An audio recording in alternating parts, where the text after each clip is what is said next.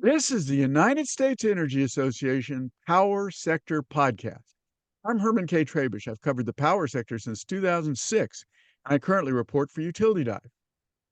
In this episode of the USEA Power Sector Podcast series on new utility planning paradigms, we're going to talk about the impacts of variable and customer-owned energy resources, rising demand, and new policies. J.P. Carvallo, a research scientist with Lawrence Berkeley National Laboratory and a technical advisor to the U.S. Department of Energy, is going to describe the longstanding use of integrated resource planning, or IRP, to optimize affordable, reliable electricity delivery. And he's going to talk about what the next innovative planning approaches might be. JP's been with the Department of Energy's Berkeley lab for over 10 years.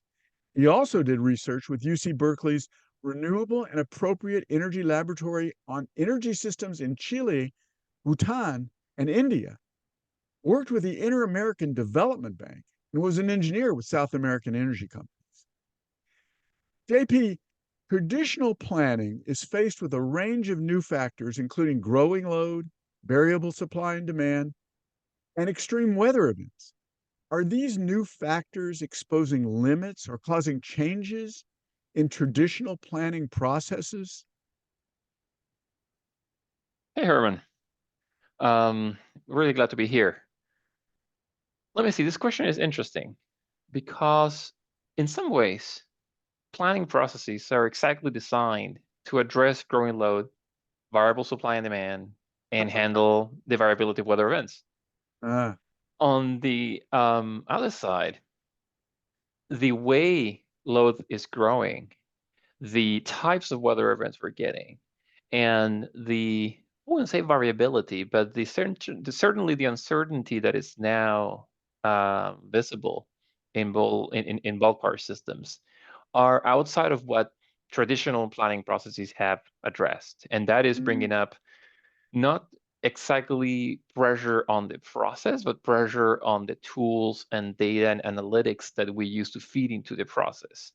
Um, by extension, the complexity in these tools, data and analytics, is creating hurdles for stakeholders, which is a big part of integrated resource planning.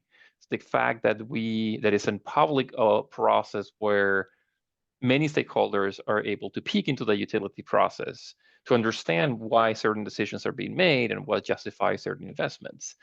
And the complexity that these factors that you mentioned are creating makes it much harder for them to intervene successfully.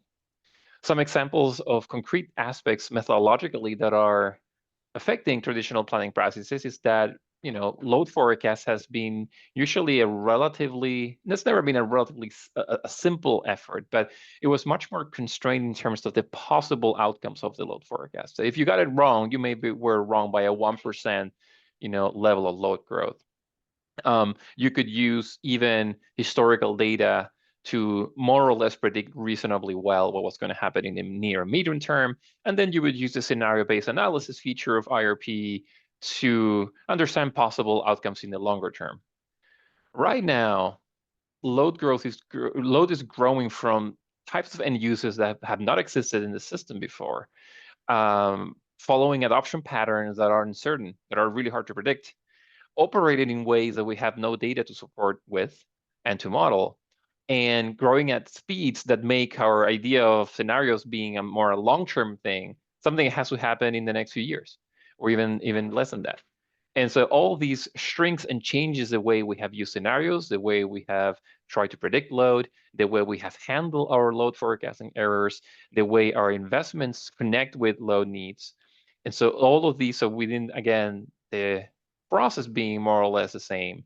The analytics and results that connect those pieces are changing.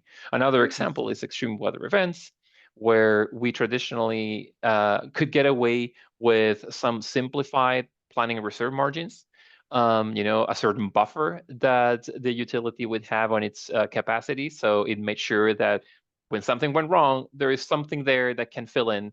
And even though things might be a little bit more expensive for a little bit of time, for the most part, the lights were on.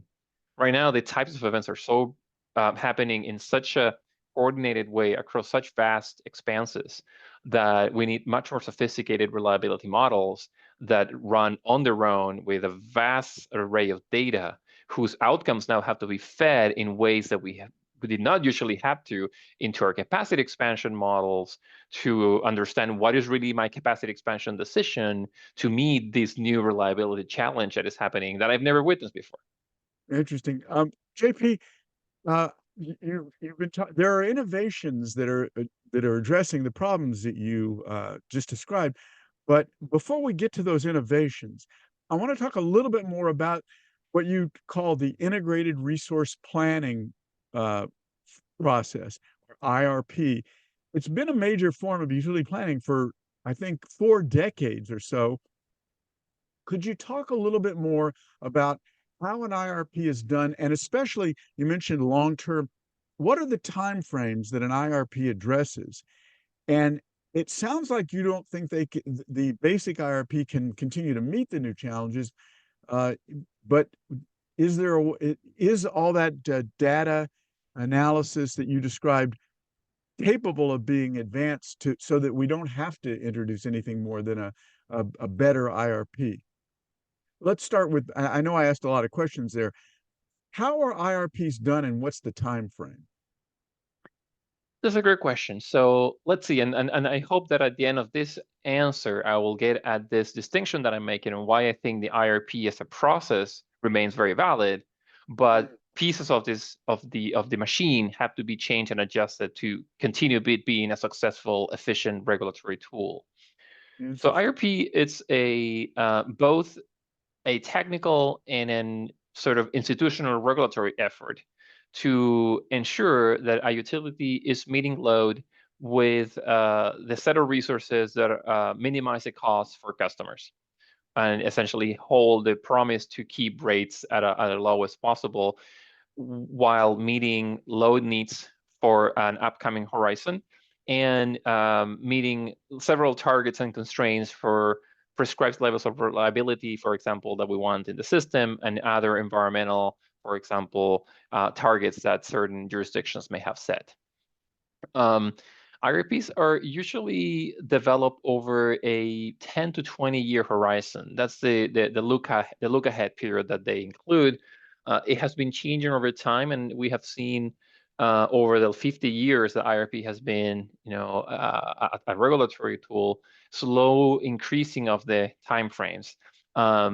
With that, always most IRPs usually have what's called an action plan, which is a way of boiling down some of the results into immediate sort of near-term set of decisions that the utility commits to do in response to the findings that they're having and the agreements with stakeholders that that's the correct route to go ahead. IRP, by definition, has emerged from a purely least cost planning process with two key distinctions in the 80s. One was to make it publicly accessible by making this a regulatory proceeding that stakeholders could go in and potentially contest or contribute to. The other was to include explicitly demand-side resources as part of the resources that are considered to meet load. So in the past, we would mostly only consider supply-side resources, generation to meet load, and then over time, has been becoming a requirement that energy efficiency and demand response are also considered in equal footing to supply-side resources. IRPs are typically developed over, I would say, a period of a year or two. Mm, It depends the depth and length of the process depends a little bit on the frequency with which the regulator, the Public Utility Commission, requires the IRP to be filed. So some IRPs are filed every 3 years, some others are filed every 5 years, some others are filed more frequently than that. In most cases, you have a large filing that happens every 3 to 4 years and intermediate update filings that are much shorter, that typically track some of the action plan items and potentially describe some key variables that have departed from what had been planned that might warrant and closer observation as the new plan approaches. But utility resource planning departments are typically on a cycle they almost never stop. By the time they're finishing an IRP, they're already launching the load forecast process for the next one, because everything takes a fair amount of time, especially since you want to guarantee that stakeholders have access to all the information and they have the time to process it and produce feedback. Interesting. Now, we've talked about new challenges, and one of the innovations that have been introduced by Berkeley Lab and others is something called integrated distribution system planning, or IDSP. And it's mainly, I think, aimed at taking a deeper look at what's available on the distribution system side, because in energy efficiency and demand response, those were the things that were available from the beginning with IRPs, but they were relatively easy compared to understanding all the customer-owned resources that are possible, but that also could potentially add flexibility to the power mix. So my question to you, JP, is an IDSP, an integrated distribution SAN, necessary? And can it, as Berkeley Lab and others have suggested, make utility resource mixes developed through the IRPs more flexible? Yeah, let's see. Before we talk about IDSP, let's spend a little bit understanding DSP, distribution system planning. So Mm. as you're alluding, IRP, integrated resource planning, is fundamentally what we call a bulk power system process. It pertains, or it's concerned with generation and in some cases, transmission development. It doesn't process or in some way internalizes what's happening on the distribution system. Distribution system planning is a process that I would say almost every utility has to perform. Utilities that have distribution systems, the systems that take power from the transmission system and bring it into the cities, to the homes and commerces, and in some cases, small industries. This sort of last mile type system is very different than transmission. It's very expansive. And for the same reason, it's very atomized. It's very, very sparse in how it's built. And for the same reason, it requires careful planning, what utilities have conducted over decades. The key in distribution system planning as a process is that, like IRP, it brings some of these elements of distribution system development to the public forum and open to scrutiny. Distributed system planning was originally concerned largely with what upgrades do I need in my distribution system to maintain reliability, to ensure that my system is staying within voltage limits and thermal limits, and I can provide power to my customers when they need it, and that is subject to a certain level of interruptions only, or outages, and not more than that. Those are upgrades to like poles and wires and transformers and substations, right? Not Exactly. Yeah, not solar and batteries and EV charging systems. In the past, that's true. I would say recently, just to the points about batteries, some utilities are thinking and deploying batteries on their distribution systems as an asset that they use to manage demand. It's not behind the meter, which is the predominant way in which solar and batteries and EVs are adopted. But some utilities are developing batteries as a wire or as a pole would be adopted Mm. in Those are called response. non-wires. Those are non-wires assets, right? Exactly. Those are non-wire solution. Well, a non-wire Mm. solution is fundamentally a type of strategy to address load growth that is typically not capitalized.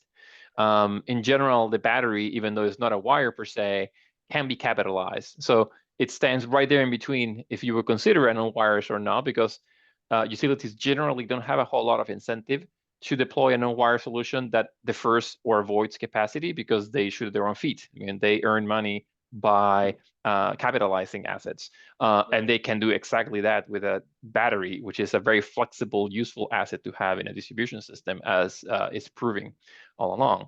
And commissions are getting more and more open to these types of technologies being deployed.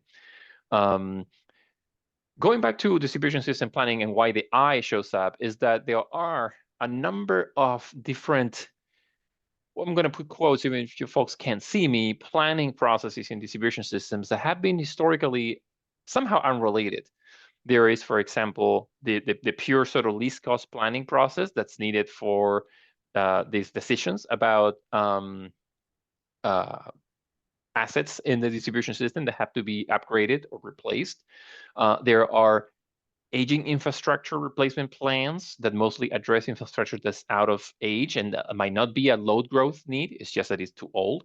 There's grid modernization plans that bring in replacement for assets that may have some useful lifetime, but where the capabilities and functionalities of the new type of technology that you're replacing enables new features, and that those are desirable. So we have sets of investments that we want to do because they modernize the grid.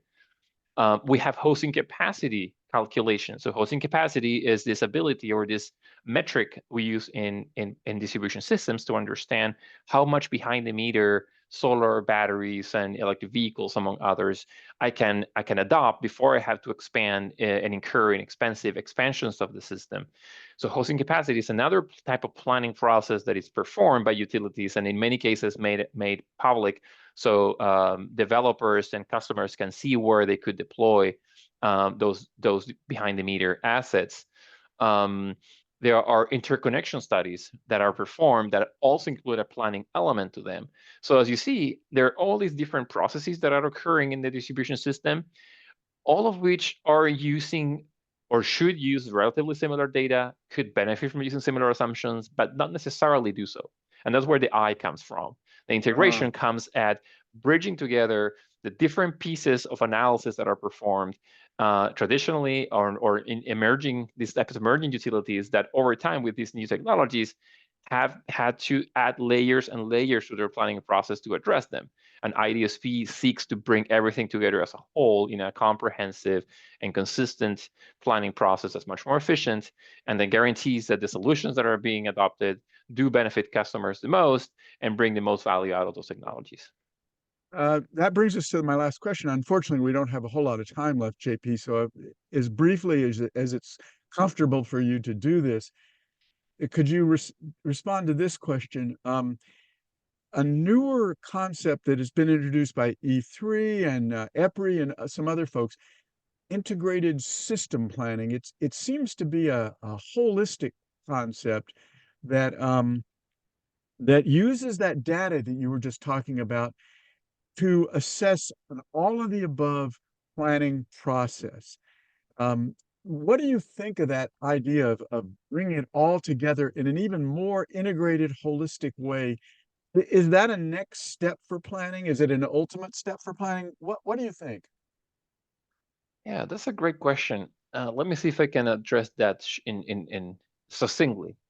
I would Yeah. say it's been many of us in this field wonder whether we could avoid building that transmission line if I put all these batteries or solar panels in my customers.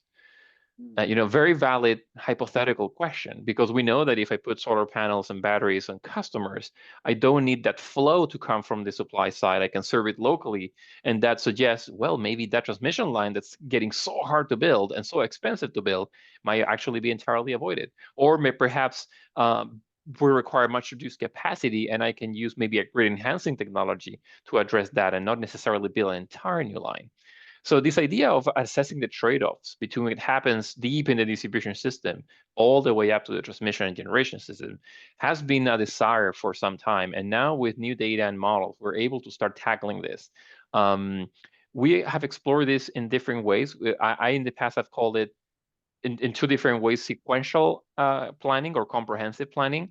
What E3 is proposing is more akin to a parallel process where you have individual planning processes for distribution, transmission, and generation, and you make them talk in a way that they more or less understand what the other is doing, so the decisions are co-optimal.